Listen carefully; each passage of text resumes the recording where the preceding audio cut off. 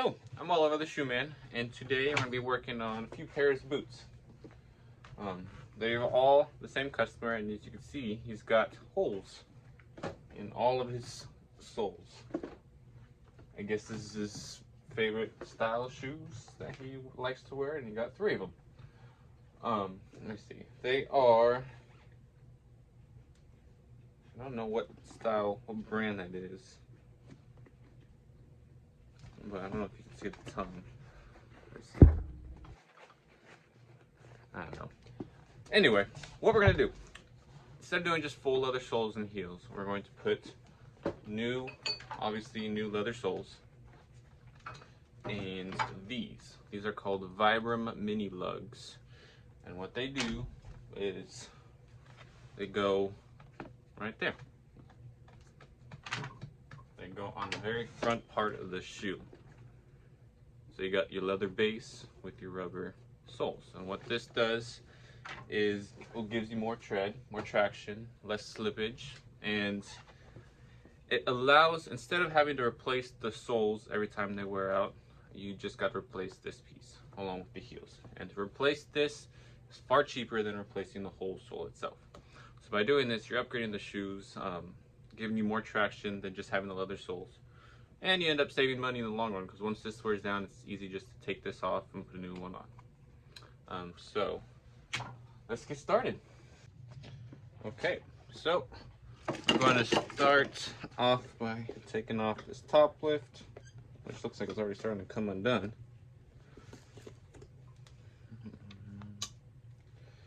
And then this heel base. Now, I think this is leather. Looks like leather. Which, if it's leather, that would be good, because we can reuse it. Most manufacturers use like a paper, compressed paper style heels, but this one looks like it's leather. But geez, do they have this thing on here tight, which is good. These threaded nails that hold it on, they are like threaded nails. The threads on them keep it tight to the shoe.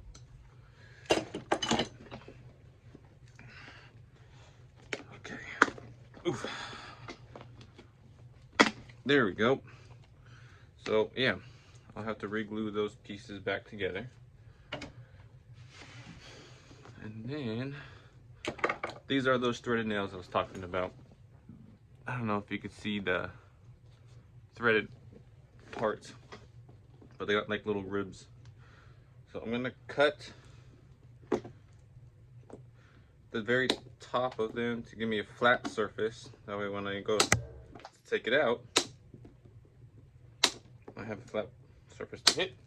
And we're gonna go ahead and take out these footbeds or insoles and the sock liner. And then once we have that out, we could take and hammer the nails out through the bottom or the top. I guess you can call it the top. If they bend, it's fine. I'll be able to get a second chance at them once I take the sole off. But you can see, I don't know if you can see. Anyway, there's nails that you go in this way.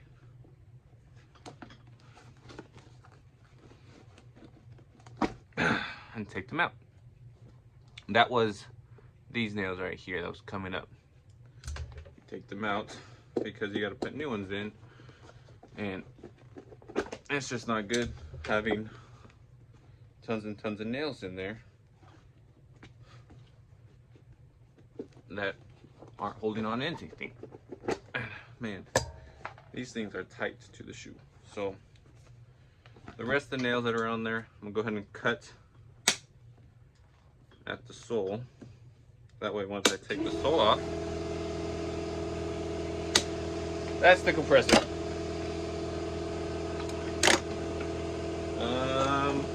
Where did that go? Y'all seen my heel prior? Oh, there it is. So yeah, now we're gonna go take the sole off.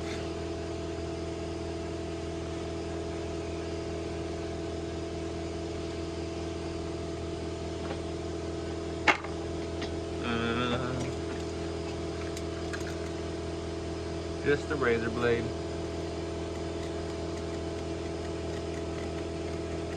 Run it in between the welt and the sole.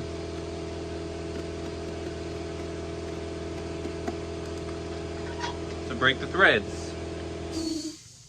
There we go.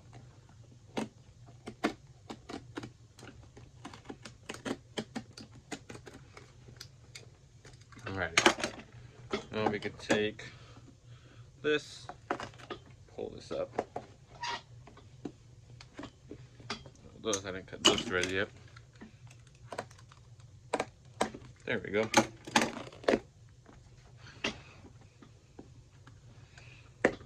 Alrighty.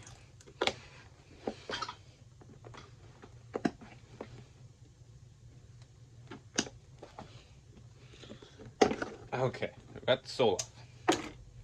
We got a fiberglass shank, which is still in good shape. I will re-glue that in.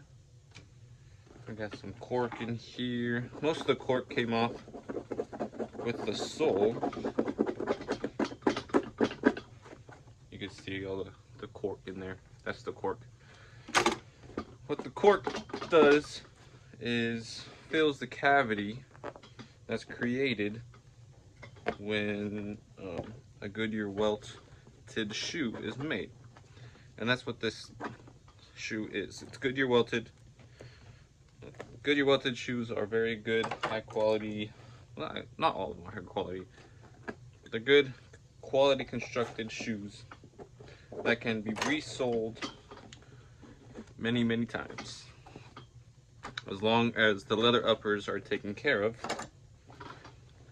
they can be replaced. So, I'm going to see if I can take out these nails now.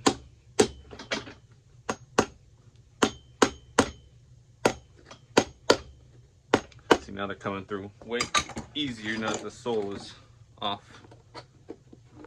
And now that I don't have to pull it all the way through the sole, it should come off. It should come out a lot easier.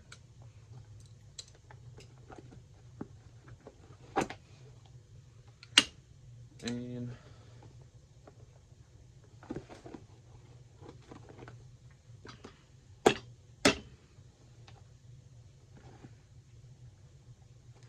this last one is being stubborn. And the thing is, it's really hard to see the nail in there because it's a boot. It's got a long shaft. So you kind of have to feel around with your pliers. Let me see if I could. That came off. Oh, it's all right. My dog just ran by and knocked it over.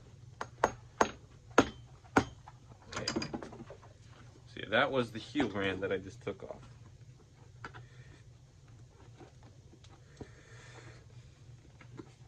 My goodness, man. Just about got it. Okay, last one. Gotcha. Alright, so yeah, what I just took off was this. This is the heel rand. I'm gonna take some, trying to get these staples out. It's like they just staple it on. So, now that we've got that pretty much taken apart already, or all the way, it's time to start putting stuff back together. Well, the last thing is I gotta take all the old threads out from the welt that was holding on the sole. But this is the heel rand, and if you watched my damn post video, you know what this is, because I explained it. But if you haven't watched it, which you should, this is a 270-degree welted shoe, which means the welt goes from here all the way around the shoe, stops there. The rest of the leather is tucked underneath, and they use this to add a layer to the back of the heel to make it look like that heel or the welt goes all the way around, instead of just having the leather sole go over it. But I'd like to take this off anyway to clean up this part and this part, because from the side you can still see in there, and it gets dirty and doesn't look good. So yeah, now I'm going to take all those threads out. The very top piece, because we got to. Just like the nails, we're gonna re-stitch the soles on, and we don't want 2 rows of stitching on the welt, because one, it doesn't look good, and 2, it's not good for the shoe. You want to take out those old threads, and by doing so leaves it open for a new thread. That way you don't have to replace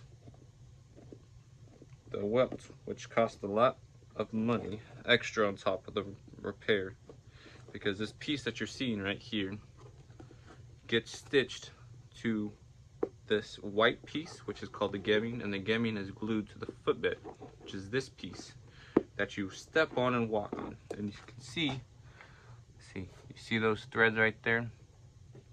That is holding the welt on. And manufacturers, they have a machine that'll do it, but as shoe cobblers, we don't have that machine. And even if we did, I wouldn't use it, because you can't guarantee that the needle will go through the same holes that were created from the first time, just like the welt.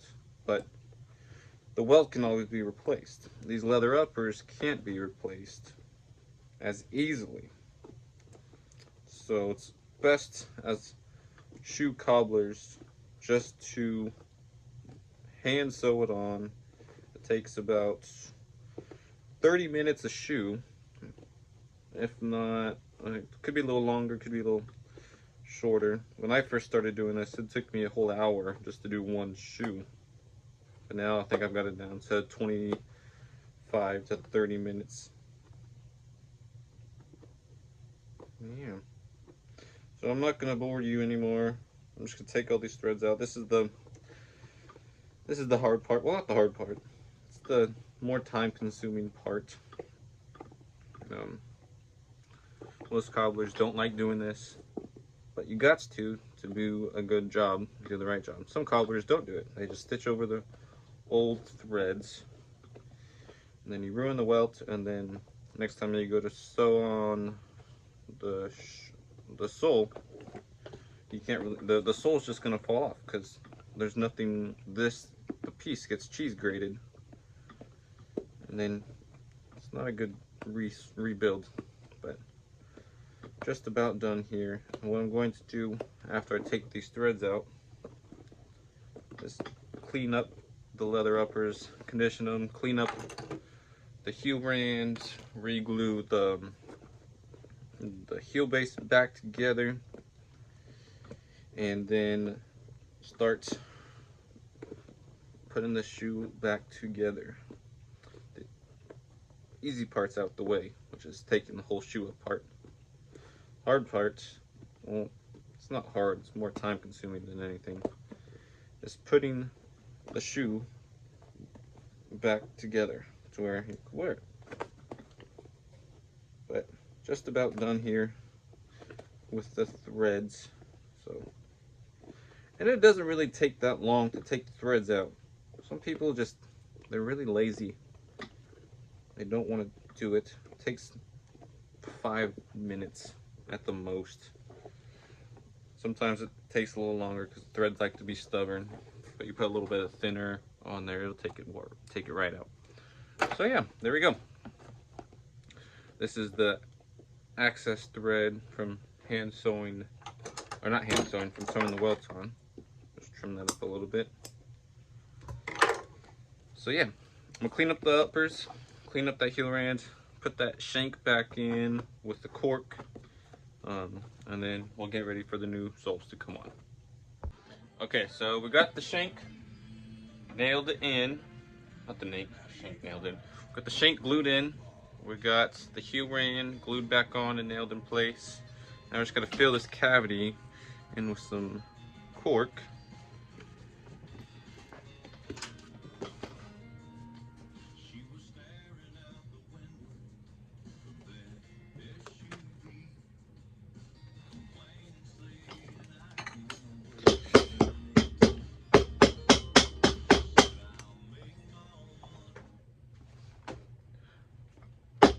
And turn that off. I don't think I'm supposed to have that on YouTube. I don't know, but I don't want to take a chance.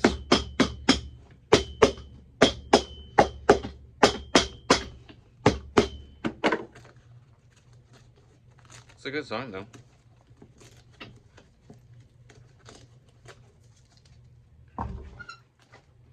Yeah, my trash can is the floor. And then at the end of the week, I sweep it all up and put it into the trash can. So we're gonna sand this flush, and then we will be ready for the new sole. Alrighty. It is time to glue the leather sole on. And before I do, where is my spray bottle's over here. Hold on. I still here. I need some more water though. Hope there's nothing here. So we heat it up both sides. Now I'm gonna take some water and soften this side of the leather up. And then you gotta flex the leather, that way it'll form to the shoe and it's not so hard to break that leather sole in again. So just gonna line up the front and make sure it fits, line up all the back. Now I don't have to worry about centering this logo because we're going to put something on top of it. So yeah, let's get this hammered on.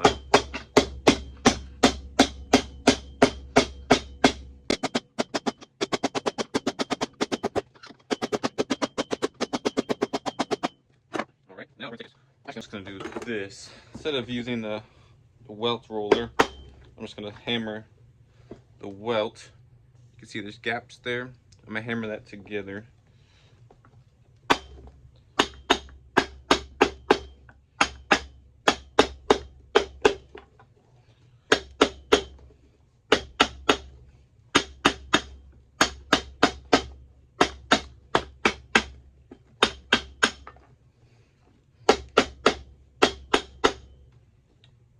Alright, now I'm going to trim this. I have a little, I think it's called a roofer's blade. It's just a little hook. And that just allows me to get in there, cut that leather, just the leather excess off. It saves me time when I go to trim it. I just got to be careful not to angle my knife to the inside, because if you do that, then you're gonna, I'll explain it to you right now. Hold on.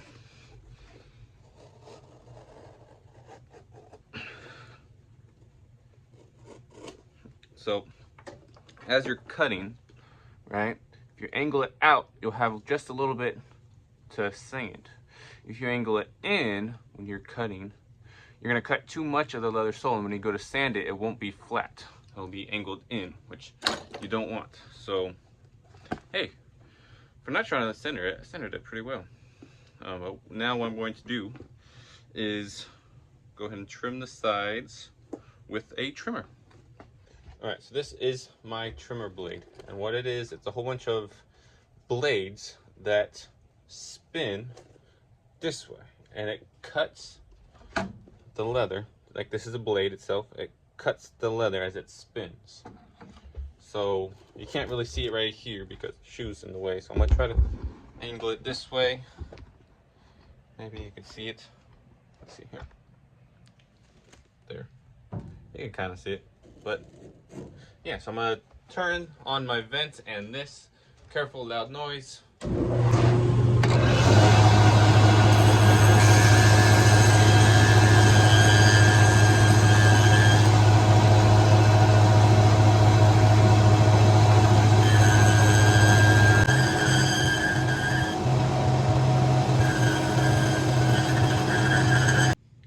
Okay, so we got it all trimmed up, nice and clean all the way around. Now this is ready to stitch. Now, before we stitch it on, I'm going to get it prepared. Now there's a couple ways we could do this. I can glue this on, right? And then stitch it. That way it's all nice and stitched together. You won't have to worry about it coming undone. Or what we're actually going to do is I'm going to stitch the sole on first and then glue this over it. Now, this is what the customer chose to do. One, it'll protect the stitching. That's partly why we're doing this. But the main reason is once this wears down, if I were to stitch this on right now and it wore down, I would have to take this off, clean all the threads right here on the welt, glue a new one on, and re-stitch it on. It's going to cost more time, which will end up being more money. This way, once I stitch it on, glue this on, once this wears down, all I got to do is rip this off and put a new one on, saving time and money. And the glue to hold it on will hold just fine. I've done it many times before. I had no problems whatsoever. So what I'm going to do first is take my heel block, which I re-glued and re-nailed into place. That way in the future, after, if I were to ever take this off, it wouldn't come off, and it just holds the layers together. I'm going to mark where this needs to go. And what that'll allow me to do is line this up nicely and make sure it's nice and looks aesthetically pleasing.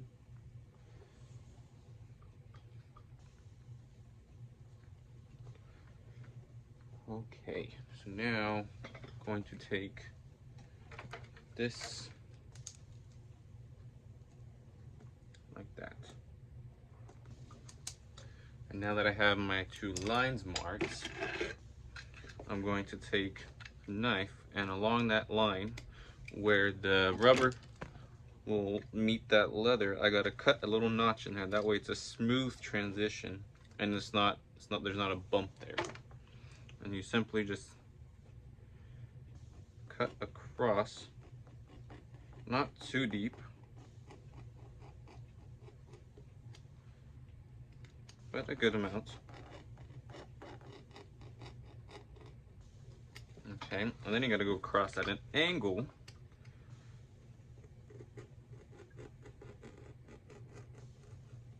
and cut your notch.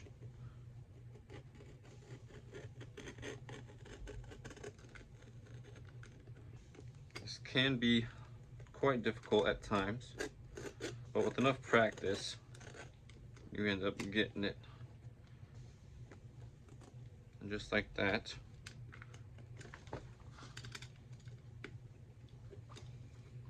You have your little notch.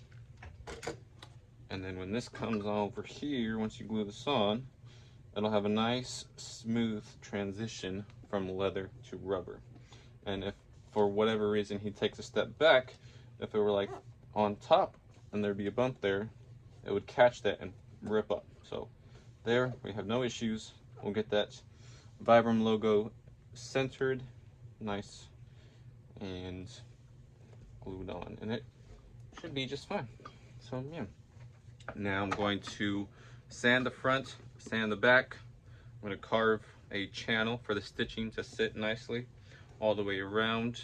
That way, when I go to take this off in the future, I could sand this without worrying about hitting any of the threads. And it looks better in the shank area. So yeah, let's go ahead and do that, and I will catch you guys back when it's time to sew. All right, we are all set to sew this thing on. So what I've done, sanded the front, grooved that groove all the way around, sanded the back, made this look nice and pretty. So we're gonna stitch this, then we'll be ready to nail the back, then put the top lift, or actually put this on, the rubber front, then heel. So let's do this first. So the top thread, which is the bobbin, I got white colored thread, and the bottom thread I got black. But in actuality, when you sew this, since it's sewn upside down, this top thread or the white thread will show up on the bottom of the shoe, and this black thread or the bottom thread will show up on the top of the shoe. Now when I took these stitches out, it was black, so that's why I'm using the black. Now I got to, this adjusts back and forth, and what it does is adjusts the stitch length. Now the stitch length on this one, it's not too tight, but I don't know if you can see. Stitch length is how long the stitches are, so the distance between each hole. And the only way to check that is to stitch on a scrap piece of leather. I'll just roll this. Okay, well I'm glad I did this. Actually, looks like it's fine.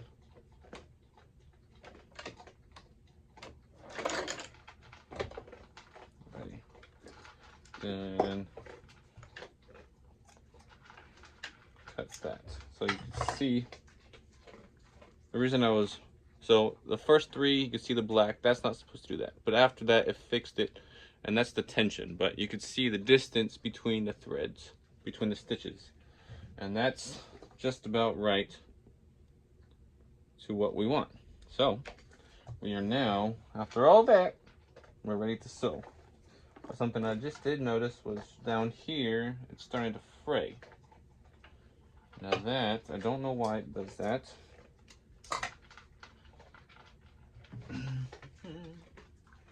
Let me rethread this.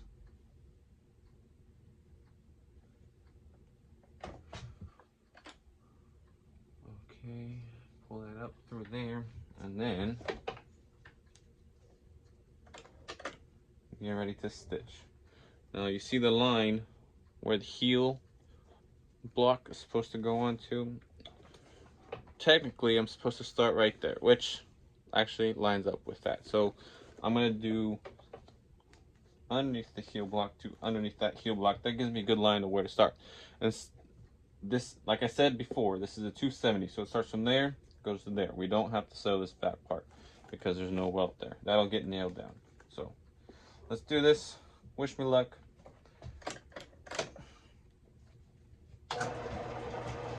Say a prayer to God and go for it.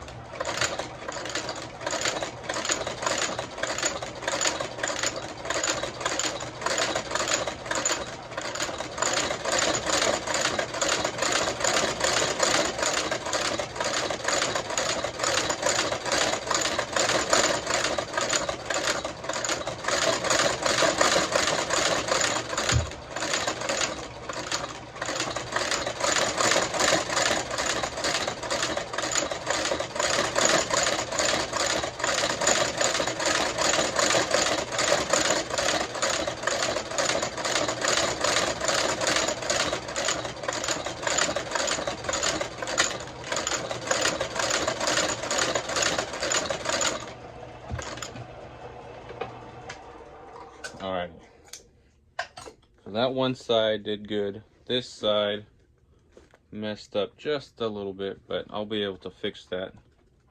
I'll clean that up a little bit, but now it's hard to tell because it's black. But the stitching, I think it hit just about every original hole, which is a good thing. That's what you want to do. It makes it look nice. Makes it look like it was never unstitched and restitched. So we'll get ready to, we'll clean this up, get ready to put this, the front part on, and then the heel base.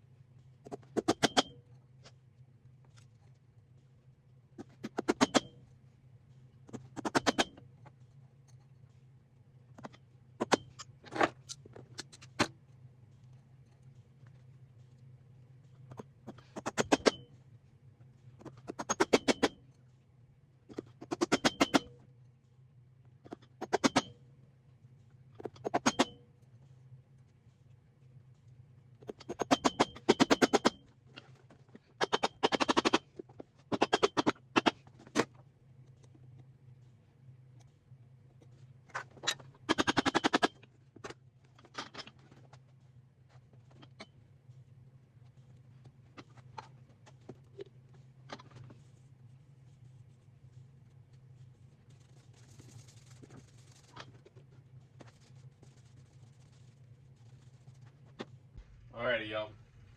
It is time. It is time to put the half sole or the mini lug, the Vibram mini lug overlay, half sole, whatever you want to call it. So I got the glue dried up on both sides, heated it up to activate it, and now I just gotta place it in that little channel. And then make sure it gets centered very nicely on there, and then hammer it on.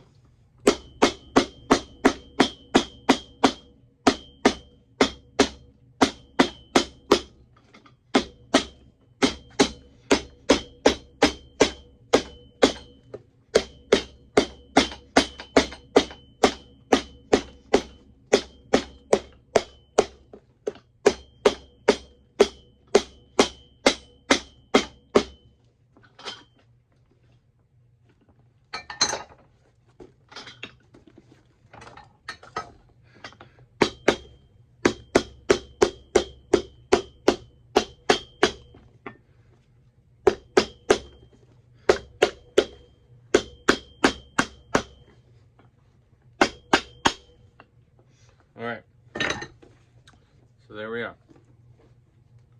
Now, because this is just getting glued on, I'm going to put it in my press, and I'm going to let it sit. And let the glue kind of cure for like 30 minutes to an hour.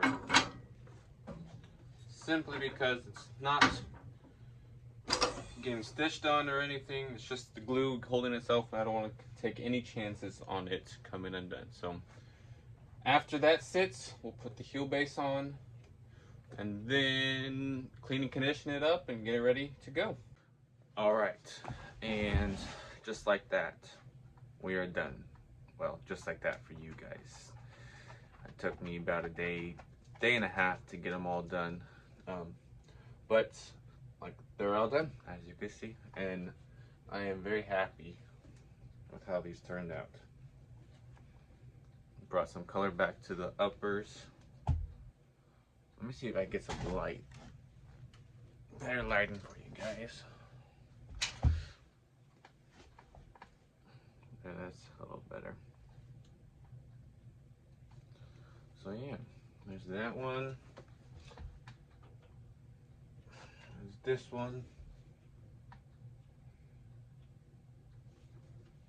I love how this type of sole, the sole job, or this, I don't know what you want to call this, where you put the leather sole with the mini lug on top of it. I love how it makes boots and dress shoes look. It gives it a rugged, like, classy look, in my opinion. And then the last one. The colors I did, I actually used it to help me determine which boot went with which shoe, because these are all the same color, all the same style.